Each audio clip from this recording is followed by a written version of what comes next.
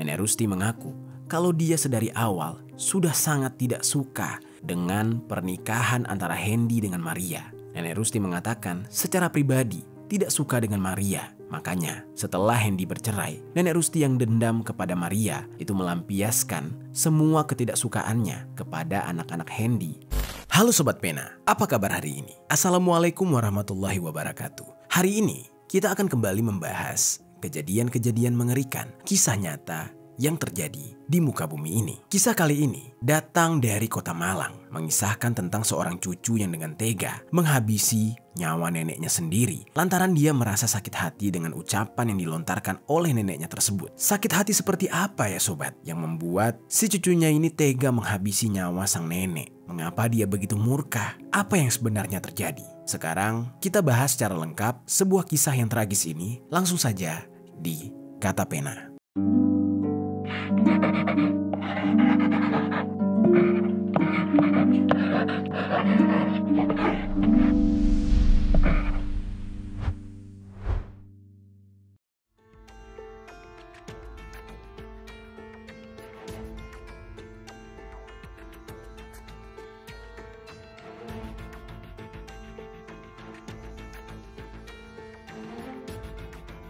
Sebelum kita mulai ke ceritanya, jangan lupa untuk subscribe channel ini dan bagikan video ini ke teman-teman kalian supaya mereka tahu bahwa kasus seperti ini pernah ada di Indonesia. Cerita ini dibuat berdasarkan berita yang sudah beredar dan diterbitkan oleh beberapa media publik yang aku sajikan dan aku rangkum dalam bentuk alur cerita. Kita mulai ceritanya. Jadi ada seorang wanita lanjut usia bernama Betsy Susilowati. Dia akrab disapa oleh warga sekitar dengan panggilan Nenek Rusti. Usia Nenek Rusti ini benar-benar menakjubkan sobat. Usianya hampir 1 abad, yaitu sekitar 91 tahun. Di umurnya yang sudah sangat tua, dia ini tinggal di sebuah daerah, tepatnya di Jalan Raya Bandulan, nomor 4 Kelurahan Bandulan, Kecamatan Sukun, Kota Malang, Jawa Timur. Nenek Rusti memiliki 3 orang anak yang sudah menikah dan hidup terpisah dengannya. Jadi, di rumahnya yang cukup luas, Nenek Rusti ini tinggal seorang diri dan tidak ada yang menemani dia. Bayangkan saja, untuk umur setua itu, dia harus melakukan apapun sendiri dan biasanya anak-anaknya suka berkunjung ke rumah tersebut untuk menengoki Nenek Rusti. Lalu tibalah pada suatu hari, salah satu anak dari Nenek Rusti yang bernama Hendy, yang profesinya merupakan seorang supir angkot kota, dia bercerai dengan istrinya yang bernama Maria. Perceraian Hendy dan juga Maria ini ternyata membuat Hendy jadi tidak memiliki rumah karena rumah tersebut sudah diambil oleh Maria sebagai harta gonogini dari hasil perceraian tersebut. Sontak di saat itu, Hendy merasa bingung. Dia tidak tahu harus tinggal di mana. Sebenarnya bisa saja dia mengontrak rumah, namun pendapatannya dari menarik angkot tidaklah seberapa. Di saat itu, dia berpikir panjang tentang bagaimana kehidupannya selanjutnya. Setelah memutar otak untuk waktu yang cukup lama, Hendy pun akhirnya kepikiran untuk meminta bantuan kepada ibunya, yaitu Nenek Rusti. Hendy di saat itu sebenarnya sudah lama tidak berkunjung ke rumah ibunya itu. Namun tiba-tiba saja dia memutuskan untuk datang ke sana. Dia mengenyampingkan rasa malu di hatinya dan dengan maksud ingin meminta bantuan kepada ibunya tersebut agar dia dan kedua anaknya diperbolehkan tinggal di rumah ibunya itu. Oh ya sobat, sebelumnya ada yang lupa. Dari hasil pernikahan Hendy dan juga Maria, mereka ini dikaruniai 2 orang anak. Kedua anak mereka akhirnya harus ikut Hendy, yang mana hal itu membuat Hendy semakin bingung karena dia sudah tidak punya tempat tinggal. Lalu singkat cerita, Hendy yang meminta tolong kepada ibunya ini untuk bisa tinggal di rumah ibunya tentu saja diizinkan oleh Nenek Rusti. Karena hal itu juga menyenangkan bagi Nenek Rusti jika dia bisa berkumpul dengan anaknya serta cucunya lagi. Namun tentunya dengan beberapa syarat, yang mana diantaranya adalah Nenek Rusti meminta agar Hendy dan anak-anaknya itu tinggal di kamar lantai atas dengan pintu yang masuk dari samping. Lalu Nenek Rusti juga mengatakan kalau Hendy dan anak-anaknya tidak boleh menginjak ruangan-ruangan yang ada di lantai bawah, terutama bagian kamar Nenek Rusti. Entah apa alasannya, entah apa yang disembunyikan oleh Nenek Rusti dia membuat syarat seperti membatasi ruang gerak dari anak dan cucu-cucunya ini. Namun, Hendy yang sebenarnya tidak punya banyak pilihan, dia dimintai syarat seperti itu, akhirnya menyetujui dan menyanggupi syarat tersebut. Setelah mereka sepakat, akhirnya Hendy pun mulai mengajak kedua anaknya yang bernama Andika Gagah, usianya 23 tahun, dan yang satu lagi bernama Alan yang usianya masih 16 tahun, yang tengah bersekolah di SMK Santa Maria, Kota Malang.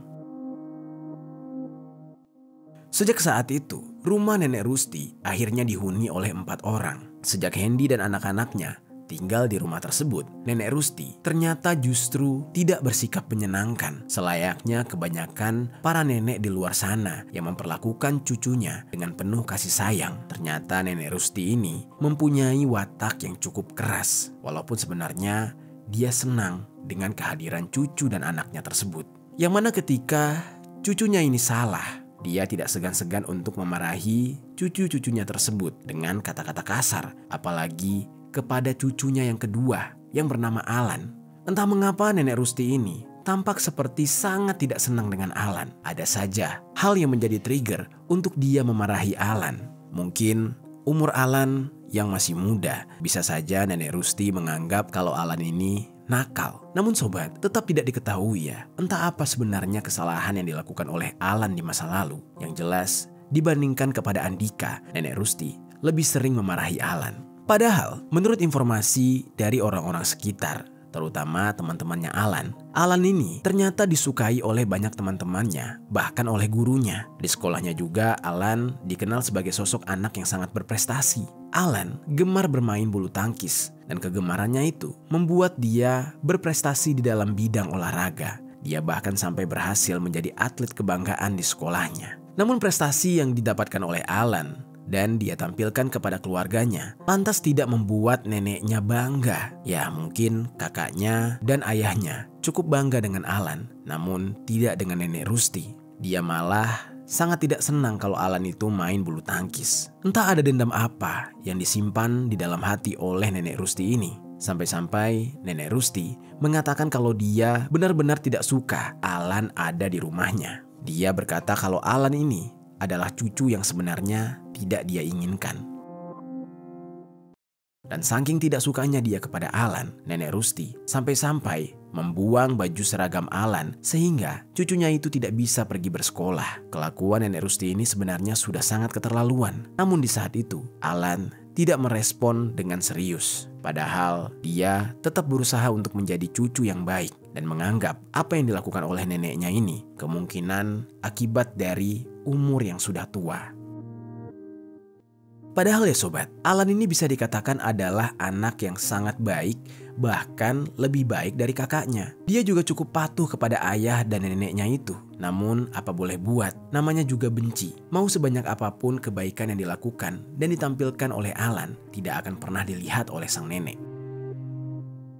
Pernah juga, pada suatu hari, Alan tidak sengaja menginjakkan kakinya di depan kamar Nenek Rusti. Hal tersebut kemudian ketahuan oleh si nenek dan di saat itu dia merasa sangat kesal. Sampai-sampai kekesalannya itu membuat dia murka kepada Alan. Dan saking murkanya, dia bahkan dengan tega mengeluarkan cacian dan makian yang membuat hati Alan terluka. Tidak hanya memaki Alan, hal yang dilakukan oleh Alan yang dianggap sebagai pelanggaran oleh neneknya ini membuat Nenek Rusti malah jadi dendam kepada Alan. Dikarenakan dendam tersebut, Nenek Rusti bahkan sampai membuang sepeda Alan dengan alasan supaya cucunya ini bisa jera dan tidak berani menginjak batas yang sudah ditentukan oleh Nenek Rusti di rumahnya tersebut. Pada saat sepedanya dibuang, Alan jadi menangis. Dia mengadu kepada ayahnya, Hendy. Hendy di saat itu marah. Dia kesal dengan apa yang sudah dilakukan oleh ibunya. Namun dia juga sadar kalau dia tidak bisa melakukan apa-apa. Dia harus bersikap baik kepada ibunya. Karena posisinya, dia hanya menumpang di rumah ibunya tersebut. Apalagi ibunya itu juga sudah sepuh. Kalau dia berani berbicara yang kasar, yang ada malah menimbulkan keributan dan mempengaruhi kesehatan sang ibu. Sebenarnya pada saat itu, Hendy juga sudah merasa kasihan kepada anak-anaknya, terutama Alan. Dia tidak tega melihat anaknya yang paling kecil ini harus dimarahi terus-menerus oleh sang nenek. Makanya, dia di saat itu sempat meminta bantuan kepada temannya untuk dicarikan kontrakan. Namun, Ketika kontrakan didapatkan, Hendy tiba-tiba jadi ragu lantaran harga sewa kontrakan di saat itu cukup mahal, tak sebanding dengan pendapatan yang dia peroleh dari menarik angkot. Makanya Henry pun akhirnya mengurungkan niat tersebut dan mengelus dadanya dan berkata kepada anak-anaknya untuk lebih sabar lagi. Dia hanya bisa mengingatkan agar kedua anaknya bisa tetap hormat kepada sang nenek, dan dia memberikan pengertian neneknya sudah tua, jadi harap dimaklumi dengan segala sifat-sifat yang menjengkelkan tersebut. Tapi sekaligus di saat itu sebenarnya Hendy juga bingung kenapa ibunya ini bisa berlaku demikian. Karena tidak mau menerka-nerka, akhirnya Hendy pun memberanikan diri untuk menemui ibunya. Tujuannya ingin bertanya, ada apa sebenarnya? Apa yang membuat sang ibu begitu benci dengan anak-anaknya? Hendy di saat itu menemui ibunya dan langsung bertanya kurang lebih seperti ini. Bu, ibu tuh kenapa sih bu? Kok segitunya sama anak-anakku? Mereka kan gak tahu apa-apa bu. Jangan begitu dong bu sama anakku. Kan dia cucu ibu juga. Lalu pada saat itu, ternyata jawaban Rusty ini sangatlah membuat Hendy kaget. Jawaban Nenek Rusty justru mengarah kepada mantan istri Hendy, yaitu Maria. Nenek Rusty mengaku kalau dia sedari awal sudah sangat tidak suka dengan pernikahan antara Hendy dengan Maria. Nenek Rusty mengatakan secara pribadi tidak suka dengan Maria. Makanya setelah Hendy bercerai, Nenek Rusty yang dendam kepada Maria itu melampiaskan semua ketidaksukaannya kepada anak-anak Hendy yang juga anak Maria dan merupakan cucunya sendiri. Lalu mendengar perkataan dari ibunya ini membuat Hendy merasa sangat sedih. Dia tidak menyangka kalau ibunya bisa berpikiran seperti itu. Padahal itu masalah yang sudah lalu. Hendy juga sudah bercerai dengan Maria, dan hal itu adalah ketidaksukaan sang ibu kepada mantan istrinya. Tapi mengapa anak-anaknya justru terkena imbas atas ketidaksukaan sang ibu? Padahal anak-anaknya itu tidak tahu apa-apa dan justru mereka sangat sayang kepada Nenek Rusty. Lalu di sisi lain, Hendy yang sudah mengetahui ternyata ibunya punya dendam pribadi kepada mantan istrinya yang dia lampiaskan kepada anak-anaknya. Di saat itu mencoba menemui anak-anaknya, terutama Alan. Dia mengatakan kepada Alan untuk lebih bersabar lagi. Dan Alan di saat itu ternyata dalam kondisi yang sudah tidak bisa mengontrol rasa sabarnya. Dia di saat itu mengatakan kepada ayahnya kalau sudah tidak bisa lagi membendung kekesalannya. Apalagi selama ini Alan merasa dia adalah anak yang baik. Dia patuh kepada kedua orang tua. Dia juga menjalankan semua kewajibannya sebagai seorang anak. Dan dia anak yang berprestasi. Tapi kenapa neneknya malah mencaci maki dia? Dan hal itu sering sekali terjadi. Dan Alan sangat sakit hati ketika neneknya mengatakan kalau dia adalah cucu yang tidak diinginkan. Lama-kelamaan, rasa kesal Alan terpendam, menumpuk, berubah menjadi rasa dendam yang sangat memuncak. Hal tersebut membuat Alan kepikiran untuk ingin melakukan pembalasan kepada neneknya dengan hal-hal yang keji dan juga cukup nekat. Sebenarnya di saat itu Alan bingung. Jika dia melakukan tindakan kekerasan kepada neneknya, maka dia tahu dia bakal sangat berdosa. Namun di saat itu dia sudah terlanjur sakit hati dan Alan sampai tidak tahu harus melakukan apa. Makanya pikiran balas dendam yang ada di dalam hatinya sempat sementara tertunda. Lalu setelah beberapa bulan, di saat Alan sudah sempat menunda aksi balas dendamnya kepada sang nenek, tibalah pada suatu hari, tepatnya di hari Minggu tanggal 21 Februari tahun 2016. Selepas azan subuh, tiba-tiba dari arah lantai kamar bawah terdengar gemericik air yang menandakan kalau Nenek Rusty sudah terbangun. Mendengar suara gemericik air, Alan pun juga ikut terbangun. Di saat dia terbangun, dia tidak langsung tidur lagi seperti biasanya. Di hari itu, dia langsung beranjak dari tempat tidurnya dan bersiap-siap untuk berjalan bersama teman-temannya ke acara Car Free Day. Di saat itu Alan berencana untuk ikut Car Free Day di daerah Jalan Ijen, Kota Malang. Namun, setelah dia bersiap-siap, tiba-tiba entah setan apa yang merasuki Alan. Sebelum dia pergi Car Free Day, dia secara mendadak kepikiran ingin menghabisi nyawa neneknya yang di pagi itu dia temui dan dia langsung emosi. Pagi itu, Alan melihat adanya kesempatan untuk menghabisi nyawa neneknya tersebut. Situasi sangat mendukung lantaran abangnya yang bernama Andika sedang tidak ada di rumah Sementara ayahnya Hendy juga sebentar lagi pasti akan bangun pagi untuk narik angkot, namun masih tidur di saat itu. Langsung, Alan ketika itu memantapkan hatinya untuk menghabisi nyawa neneknya. Setelah berperang dengan pikirannya sendiri, Alan pun mulai yakin. Maka dari itu, untuk melancarkan aksinya, dia terlebih dahulu menunggu sampai ayahnya bangun dan pergi menarik angkot. Ketika Hendy pergi, kini situasi di rumah tersebut sangat sepi. Hanya ada Alan dan juga Rusty yang sedang berada di kamarnya. Dalam situasi sepi itulah, segerombolan iblis tiba-tiba merasuki jiwa Alan. Di kepalanya, tiba-tiba saja dia terbayang bagaimana wajah serta ekspresi dari sang nenek yang sering memarahinya. Bayangan tersebutlah yang ternyata memancing gejolak amarah di dalam dirinya. Dan tanpa ragu, dia pun tiba-tiba terfikir untuk menjalankan aksi dengan menyelinap ke kamar tidur nenek Rusty dengan membawa sebuah balok. Di saat dia berhasil dan tiba di kamar nenek Rusty, Alan kemudian bersembunyi di balik pintu kamar tersebut. Tidak lama kemudian, nenek Rusty yang ternyata di saat itu sedang berada di dalam kamar mandi, lalu keluar. Dia kemudian melangkahkan kaki ke arah pintu, tempat di mana Alan bersembunyi di sana. Langkah nenek Rusty ini semakin lama semakin mendekat, dan pintu mulai secara perlahan terbuka. Dari situlah Alan langsung melancarkan serangannya kepada neneknya tersebut dengan menghantamkan sebuah balok yang sedari tadi sudah dia persiapkan. Nenek Rusty yang sudah renta seketika di saat itu langsung terjengkang jatuh. Beberapa pukulan tersebut berhasil membuat nenek Rusty menjadi lumpuh dan tidak berdaya. Hanya butuh satu kali pukulan, nenek Rusty langsung terbujur kaku dan sempat meronta-ronta seperti orang yang sedang sakaratul maut. Alan di saat itu hanya melihat proses perlahan demi perlahan nenek Rusty menghadapi proses sakaratul mautnya. Dan sampai pada akhirnya nenek Rusty sama sekali tidak bergerak. Setelah itu Alan barulah langsung membopong jasad neneknya itu ke tempat tidur. Dia langsung membaringkan jasad nenek Rusty di atas kasur. Setelah itu Alan langsung mengambil sebilah pisau dapur. Dan dengan pisau dapur tersebut, Alan langsung menggorok bagian leher neneknya itu sebanyak berkali-kali hingga cairan merah berhamburan membasahi spray, karpet, dan juga lantai kamar neneknya. Alan melakukan hal itu dengan sangat cepat dan tenang, seperti seorang eksekutor profesional. Dia melancarkan semua aksinya itu dengan sangat pintar. Setelah dia puas dan yakin kalau neneknya sudah tidak lagi bernyawa, Alan pun membiarkan neneknya itu bersimbah cairan merah tergeletak di atas kasur. Lalu, meskipun dia sudah menghabisi nyawa neneknya, Alan rupanya masih merasa belum puas.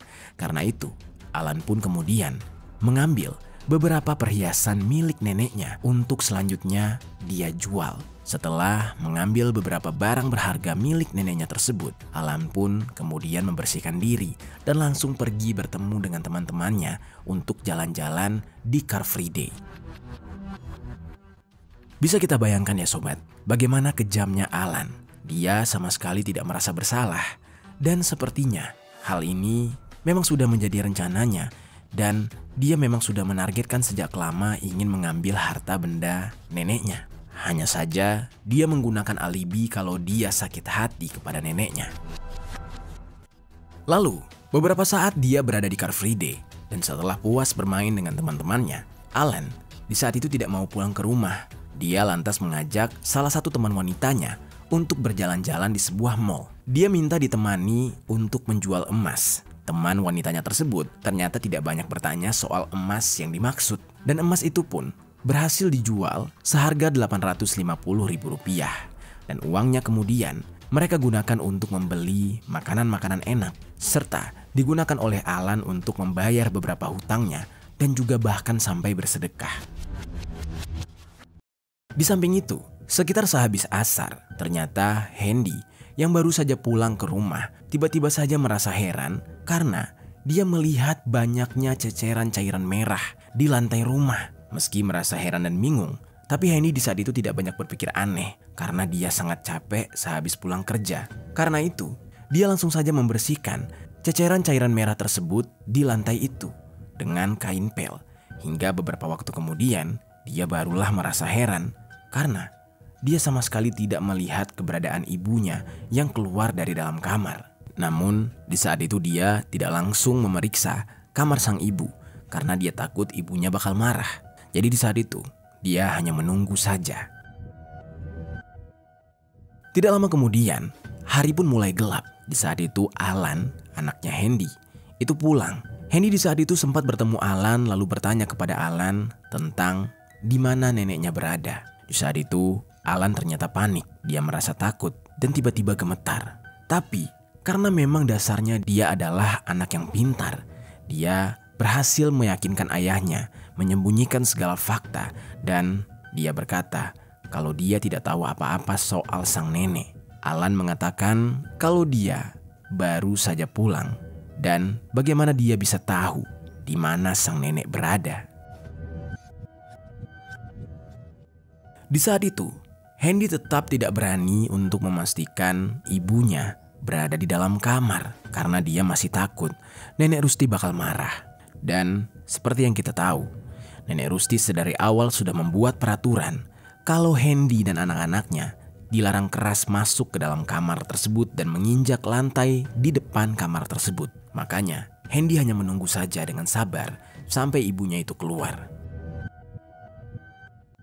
Lalu di samping itu, Alan yang sedari tadi sempat ditanyakan oleh ayahnya sekarang mulai merasa panik. Dia di saat itu gelisah. Pertanyaan ayahnya tentang keberadaan sang nenek terus saja berputar di dalam otaknya. Dan dia mulai memikirkan bagaimana cara untuk menghilangkan jejak. Hingga setelah beberapa waktu berlalu, Alan pun mulai kepikiran untuk membuang jasad neneknya, Nenek Rusti. Lalu tibalah waktunya. Tepat di hari Senin sekitar pukul 1 dini hari, Alan dengan nekat kembali masuk ke dalam kamar neneknya. Di dalam kamar tersebut, Alan kepikiran untuk membungkus jasad neneknya itu dengan horden yang tidak terpakai yang berada di kamar. Setelah beberapa waktu berusaha dan berupaya untuk membungkus jasad neneknya, akhirnya Alan pun selesai juga. Lalu setelah itu, entah dengan cara dibopong atau bagaimana, yang jelas tanpa diketahui dan terlihat oleh siapapun, Alan akhirnya berhasil membawa jasad neneknya yang terbungkus tersebut dalam buntalan gorden dan diseret ke tepian sungai Metro. Sesampainya di sana, dia sempat memeriksa kiri kanan, memastikan tidak ada orang di sekitarnya dan semuanya aman. Lalu setelah memastikan, Alan pun langsung saja membuang jasad neneknya tersebut ke sungai Metro yang dimaksud. Lalu setelah memastikan jasad neneknya hanyut, Alan barulah pulang ke rumah. Dia di saat itu merasa sangat lega. Dia langsung beristirahat dengan tenang.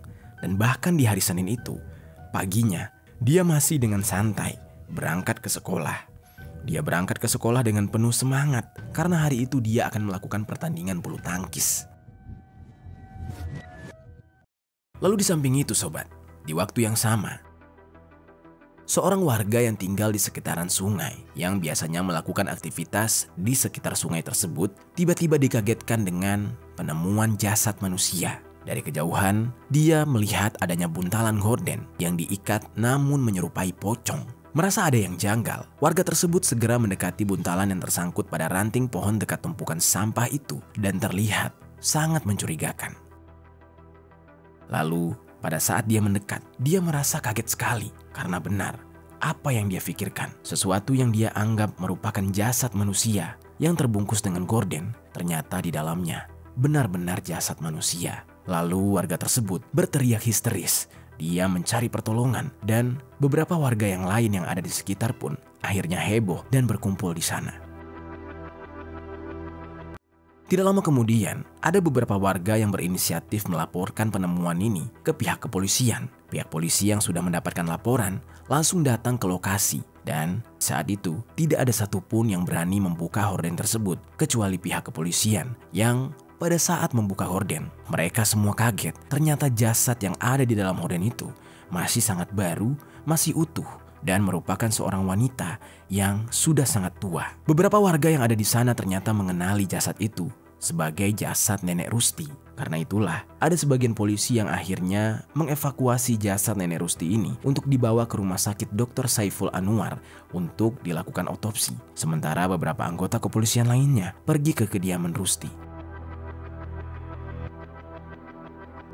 Singkat cerita, pada saat polisi mendatangi rumah Nenek Rusti, di saat itu anaknya Hendy yang telat berangkat kerja kemudian bertemu dengan beberapa polisi yang membawa kabar duka tersebut. Pada saat itu Hendy sangat kaget. Dia histeris dengan berita yang dibawakan oleh polisi. Di saat itu Hendy benar-benar merasa bingung. Dia sama sekali tidak melihat ibunya, namun dia tidak menyangka kalau ibunya telah meninggal dunia dengan cara yang mengenaskan. Tanpa basa-basi, pihak kepolisian langsung meminta untuk diizinkan menggeledah rumah Nenek Rusti yang di saat itu hanya ada Hendy di dalamnya. Tanpa ragu, Hendy juga langsung mengizinkan pihak kepolisian untuk memeriksa rumah tersebut. Polisi yang langsung melakukan pemeriksaan kemudian menemukan adanya bercak-bercak cairan merah yang masih bisa teridentifikasi, yaitu di lantai dan juga di atas ranjang milik Nenek Rusti. Pada saat pemeriksaan, kondisi rumah utuh sehingga membuat polisi curiga kalau pelaku dari kasus ini merupakan orang terdekat yang sama-sama tinggal di dalam rumah tersebut.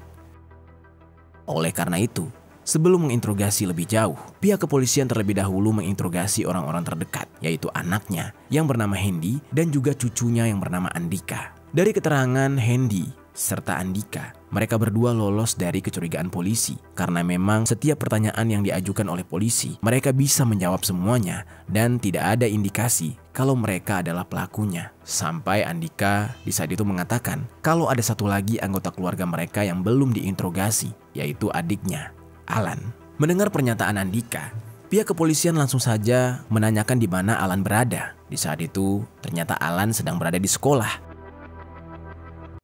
Dan polisi pun langsung datang. Pihak kepolisian meminta pihak sekolah untuk memanggilkan Alan yang di saat itu sedang mengikuti kegiatan belajar mengajar. Lalu Alan yang merasa kaget kalau polisi mencari dia sampai ke sekolah, berusaha untuk bersikap senormal mungkin sebagai cara untuk menutupi kejahatan yang sudah dia lakukan. Namun sobat, meskipun Alan ini berusaha untuk bersikap tenang, tapi gelagatnya tidak bisa bohong. Gelagat yang ditampilkan oleh Alan justru membuat polisi semakin mencurigai Alan. Hingga pada puncaknya, polisi pun langsung membawa Alan ke kantor kepolisian. Di kantor polisi, Alan didesak habis-habisan hingga pada akhirnya dia tidak tahan dan mau tidak mau mengakui perbuatan kejinya. Pada saat itu, Alan mengatakan kalau sudah lama sekali menyembunyikan rasa dendam terhadap Nenek Rusti. Dia bilang emosinya sudah memuncak dan mendorong dia untuk memutuskan menghabisi nyawa neneknya sendiri. Di saat itu Hendy diberitahukan oleh pihak kepolisian kalau pelaku sebenarnya adalah anaknya sendiri, Alan. Hendy yang mengetahui hal itu berteriak histeris. Dia menangis sejadi-jadinya, tidak menyangka ibu kandungnya sendiri dihabisi oleh anaknya. Dia merasa sangat gagal untuk mendidik anaknya dan membuat anaknya melakukan hal keji seperti itu. Namun, apa boleh buat, semuanya sudah terjadi. Selanjutnya, Hendy hanya pasrah dan menyerahkan anak keduanya itu untuk dihadapkan dengan hukum.